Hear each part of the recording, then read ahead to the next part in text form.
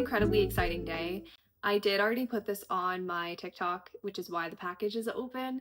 I just felt like it was good to post it there first, but I am really trying to get into vlogging, so I obviously have to film it for here too. I got my proof of my second book, which is insane. I cannot believe it. I've just been staring at it. Like, it doesn't feel like it's mine.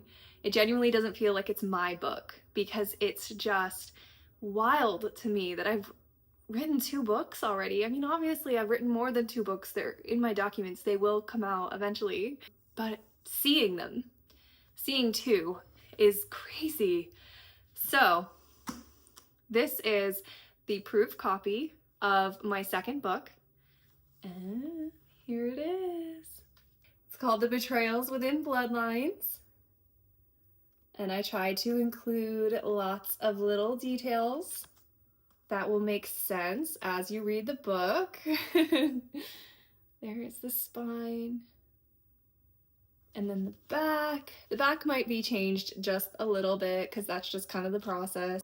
There's the little dagger and the crown.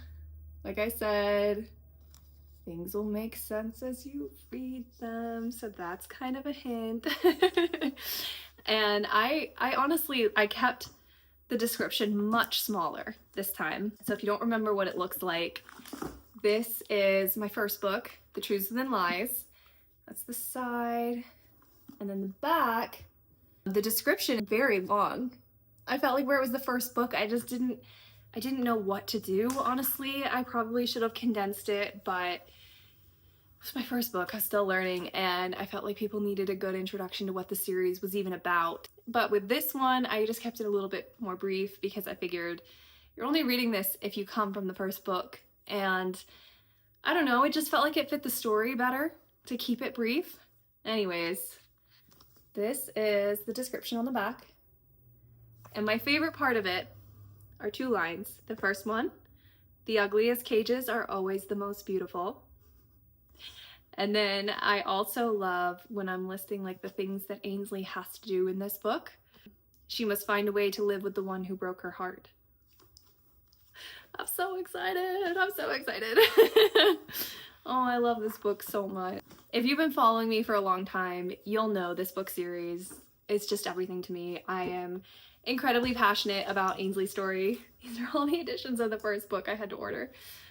And I just put everything into it, of making it something I'm proud of. The first book felt very much like establishing who she is, what she stands for, what her beliefs start out as, because obviously any good character is going to grow and their beliefs and knowledge and attitudes will change by the end of the series. But I felt like book 1 was very much establishing where she starts. And this one feels very much like,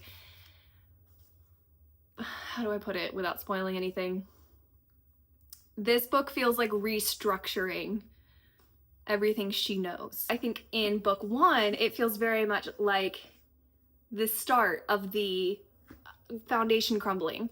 It feels very much like her reality and her knowledge and her insights are really starting to break down, but she's so stubborn. She's an incredibly stubborn character. And so all throughout it, she's like, you're lying, you're crazy. I know what I'm talking about. I know what life is. I know everything. I mean, basically, she pretty much says that in the book. I know everything, you don't. And this one feels very much like that moment when you're transitioning from late teens to early 20s, because, you know, that's her time, that's her life in this book. And when you're transitioning from those time periods, you just go into your early 20s and you're like, I know everything. I know everything. I'm 18, I'm 19, I know everything now. And it feels like that moment when the life comes through and just like cuts down your foundation and you're starting everything over from ground zero again. And I think that's very much what I was trying to establish with this book. This one was the kind of wobbling of her foundation, I guess you could say. And this one feels very much like the full breakdown. And what do you do after that? Who do you become? How does life change? What does it look like? And most important of all, this is the biggest, and maybe this is a spoiler, but I feel like it's also something I really want people to know about this series. My main goal with writing this series, writing Ainsley's character arc, was establishing a character who rebuilds from the rubble, who starts off thinking she knows everything, who transitions into knowing nothing at all, but ultimately will grow out of it and become a better person and become someone she's very proud of. I think that that is a story arc that I really enjoy reading, and throughout my years I've really resonated with, and I've wanted to see more of in publishing. And so I really wanted to focus on writing a character arc where you can see kind of the three stages of life changing and how you grow with it. So yeah, that's kind of how I started the idea for my books. And I just can't wait for you guys to read this one. I know it's long. I do apologize about that. I really hope that everything that is in here is so satisfying and enjoyable enough that the length of it is okay. You can stick right through Ainsley's story to the end. I'm not the biggest fan of tropes and drawing people in with tropes, because sometimes I feel like it can be, you know, catfishing in a way. You can read tropes and say, oh, second chance romance, and then you get in, you're like, that wasn't second chance romance. Or you're slow burn and you get 10 chapters in, you're like, they're already in love. That's not slow burn. So I'm not the biggest fan of tropes.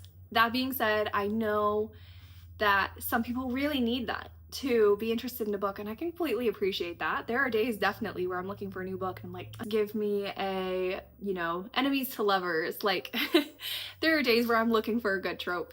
So if that is helpful for you and that really draws you into reading, book one tropes. Let's see, what can we say for book one? I'm trying to remember all the books that or the trope recs I've done on TikTok. So I've done Revenge Quest. Book one has a revenge quest in it. It has found family, lots of betrayals, lots of secrets, lots of plot twists, and let's see what else. Very mean princess. The narrator is a mean princess, and that's kind of, it was so fun for me to write. Some people have really said they enjoyed reading that because you don't see that as often. That's a really fun trope. I love to let people know, like, it's kind of a different narrator than you're used to. Book two, so that you can get excited and really want to stick through this beast of a book. Jealousy. There's the jealousy trope. Heavy on the bodyguard trope. Like, I know I promo this one as bodyguard trope, and I think some people read it and they're like, that's not bodyguard trope. This one is. If you went into this one and you were like, come on, that's not, yep. Yeah, it's bodyguard trope. And it was so much fun to write.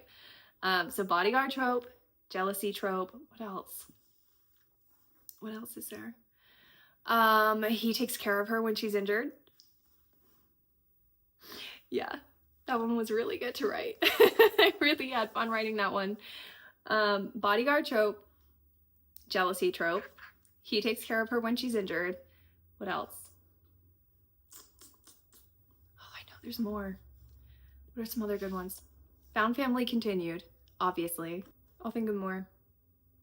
There's more. I need to promo this, so there will be more. Anyways, lots of rambling, but this is book two in my first book series ever. It's called The Betrayals Within Bloodlines. I put my heart and soul into this. I have been writing it for so long. It was supposed to come out months ago, and it really could have, but I just wanted to make sure I was giving you guys a book I was truly, genuinely proud of, and I felt confident putting out there. I felt proud of, and I just didn't want to give you a rushed product just to keep up with book talk or, you know, try to find more readers, because that's not who I am. Like, I so respect the hustle of these authors who are putting out multiple books a year, and I truly did. But at the end of the day, I just really wanted to make sure I was giving you a book I was proud of, and that meant I had to take extra time putting it out there. So I hope when you read it that that's reflected in what you get for quality of product. It might not be. It might be like, hey, you should just put that out months ago because it's not that good. Could be. But I really hope when you read it, you can see that I put a lot of effort and dedication and just thought into it, and really wanted to make it something that I was proud of, that you could be proud of having on your shelf. And that you can respect the journey of Ainsley through this story, because she goes through a lot in this book and she has to grow a lot. And yeah, I hope it's something that you guys really enjoy. And in the meantime, here are my trophies. Look at this stack of books. That's crazy. Are you kidding me? So if you're wondering why I have so many copies when there's only 2 books in the series, this was the first ever book that I got. This was my proof copy for book 1. And as you can tell, I got it in the mail and I was devastated. It just wasn't, the cover wasn't the quality I thought it was going to be. You know, when I uploaded that for print, I thought it was really going to be something beautiful, and it came out looking very dull. I just knew it wasn't something I was going to be proud of releasing. I really wanted to make sure that I tweaked it and made it better. So it did push back the release date of my first book, which was absolutely devastating. But I'm a self-published author. I was figuring it out as I go. So this was the fixed copy. As you can tell, not much changed other than the colors are just a little bit more vibrant. I added this little detail on the top and bottom because I just felt it really, like, you know, carried it all through. This is the spine. Again, colors are just a little more vibrant. And then the back, I had to kind of realign the little like crest symbol there. And then a few months ago, I wanted to send my book to an influencer, and I wanted to give her something that she could be proud of having on her shelf. But I just thought it would be fun to give her, you know, a special edition of this book. So I did print a hardcover copy. So this is my hardcover copy of it. I am obsessed. I just absolutely love the hardcover copy. It just really made me feel like a published author. For some reason, about seeing it like this just felt really real. And then, obviously, book 2 in all her pride and glory. I'm so happy with it. I really am. I will be showing this to my editors, my family, this weekend, and get any notes they have before final publication, release, all of that fun stuff.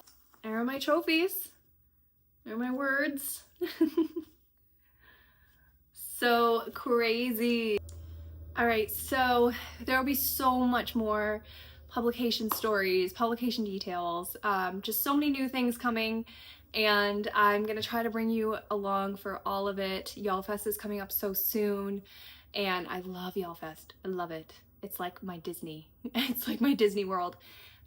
So I'll bring you along for every part of that. If there's something that you want explained about the publishing process, or something you've always been curious about, or just something you want me to explain further, let me know. I'm more than happy to make a video and just explain it a little bit better, talk to you more about all the detail, give you tips if you want or need any. And yeah, I just think this is going to be a really fun time of life right now. So can't wait for you to come along.